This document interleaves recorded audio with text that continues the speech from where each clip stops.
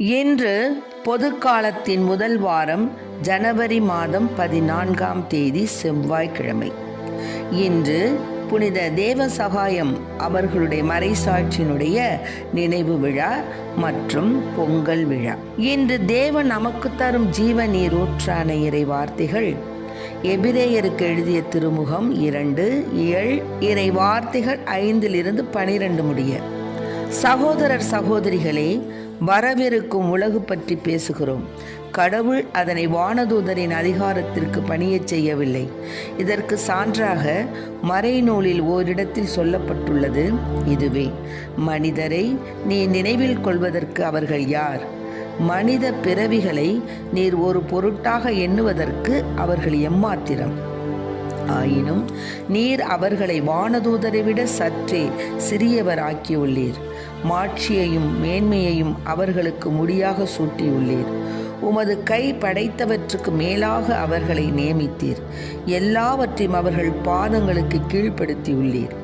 அனைத்தையும் மனிதருக்கு அடிபணியச் செய்தார் என்பதால் எதையும் பணியாதிருக்க விட்டுவிடவில்லை எனலாம். எனினும் அனைத்து மனிதருக்கு இன்னும் அடிபணிய காணோம். நாம் காண்பதோ சிறிது காலம். வானதூதரை விட சற்று தாழ்ந்தவராக்கப்பட்ட இயேசுவையே. இவர் துன்புற்று இறந்ததால் மாட்சியும் மாண்பும் இவருக்கு முடியாக சூட்டப்பட்டதை காண்கிறோம். இவ்வாறு கடவுளின் அருளால் அனைவருடைய நலனுக்காகவும் இவர் சாவுக்கு உட்பட வேண்டியிருந்தது. கடவுள் எல்லாவற்றையும் தமக்கென்று தாமே உண்டாக்கினார். அவர் மக்கள் பலரை மாட்சியில் பங்கு கொள்ள அழைத்துச் செல்ல விரும்பிய போது அவர்களது மீட்பை தொடங்கி வழி நடத்துபவரை துன்பங்கள் மூலம் நிறைவுள்ளவராக்கினார். இது ஏற்ற செயலே. தூய்மையாக்குகிறவர் தூய்மையாக்கப்படுவோர் அனைவருக்கும் உயிர் முதல் ஒன்றே. இதனால் இயேசு இவர்களை சகோதரர் சகோதரிகள் என்று அழைக்க வெட்கப்படவில்லை. உமது பெயரை என் சகோதரர் சகோதரிகளுக்கு அறிவிப்பேன். சபை நடுவே உம்மை புகழ்ந்து பாடுவேன் என்று கூறியுள்ளார் அன்றோ? ஆண்டவரின் அருள்வாக்கு. இறைவா உமக்கு நன்றி. நன்மைகள் செய்த இறைவனுக்கு நன்றியின் பலியை செலுத்திடவாரீர். நன்றியின் பலியை செலுத்திடவாரீர். நன்மைகள் நாமே அடைவோவாரீர். வானத்தை நோக்கும் நறும்புகை போல் வாருங்கள் உள்ளத்தை அழித்திடுவோம். வானத்தை நோக்கும் நறும்புகை போல் வாருங்கள் உள்ளத்தை அழித்திடுவோம். அனைத்தையும் அன்புடன் கொண்டு வந்தோம். அனைத்தையும் அன்புடன் கொண்டு வந்தோம். ஆண்டவர் திருமுன் படைத்திடுவோம். நன்மைகள் செய்த இறைவனுக்கு நன்றியின் பலியை செலுத்திடவாரீர். நன்றியின் பலியை செலுத்திடவாரீர். நன்மைகள் நாமே அடைவோவாரீர்.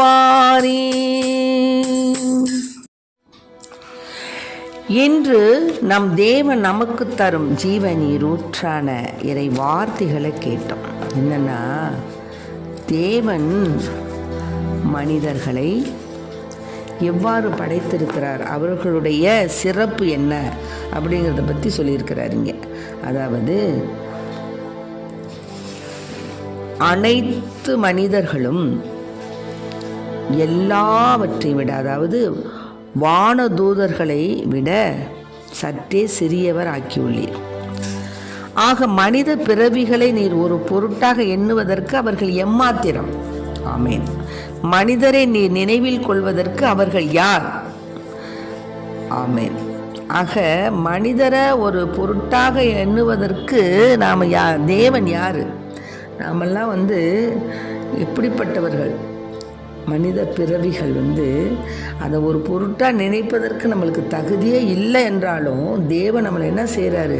ஒரு பொருட்டாக நம்மளை நினச்சி எப்படி படைச்சிருக்கிறாருன்னா, வானதூதரை விட, எப்படி வானதூதரை விட சற்று தாழ்ந்தவராக படைக்கப்பட்ட ஒரு பிறவியாக நம்மளை நினைவில் கொள்கின்றார். அதாவது நீர் அவர்களை வானதூதரை விட சற்றே சிறியவர் ஆக்கியுள்ளீர். ஆமென்.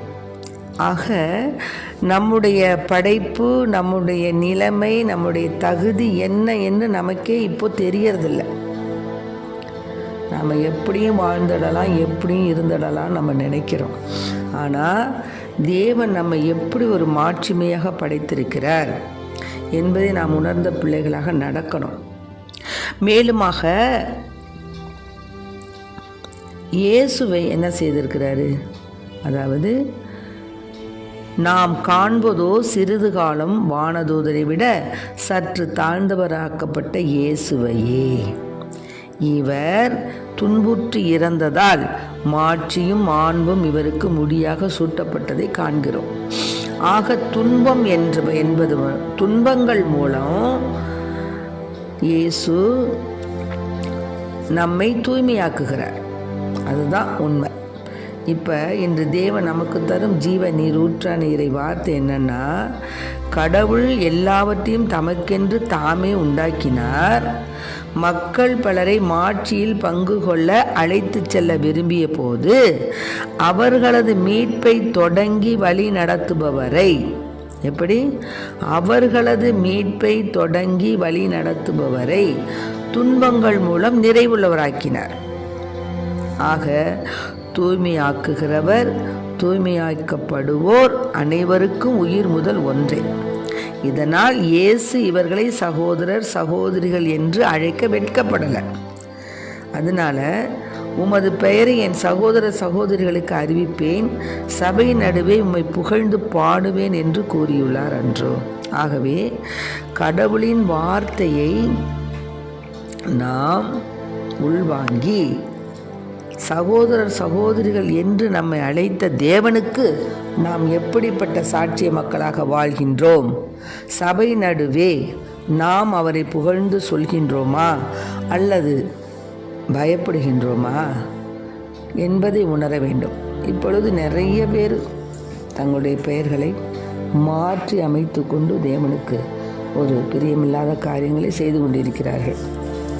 அப்படியாக நாம் இல்லாது இறைவனுக்கு எந்த நிலையிலும் நாம் ஒரு சாட்சிய மக்களாக வாழ இறைவனை நாம் மனதில் இருத்துவோம். கடவுளின் வார்த்தையை நீங்கள் எங்களிடமிருந்து கேட்டபோது அதை மனித வார்த்தையாக அல்ல, கடவுளின் வார்த்தையாகவே ஏற்றுக்கொண்டீர்கள் என்று 1 தெசலோனிக்கருக்கு எழுதிய திருமுகத்தில் 2:13 வார்த்தை இப்படியாக இருக்கிறது. ஆகவே நாம் இறைவனுக்கு ஏற்புடையவர்களாக ஆக வேண்டும் என்றால் துன்பங்கள் மூலமாகத்தான் நாம் நிறைவு செய்ய முடியும்.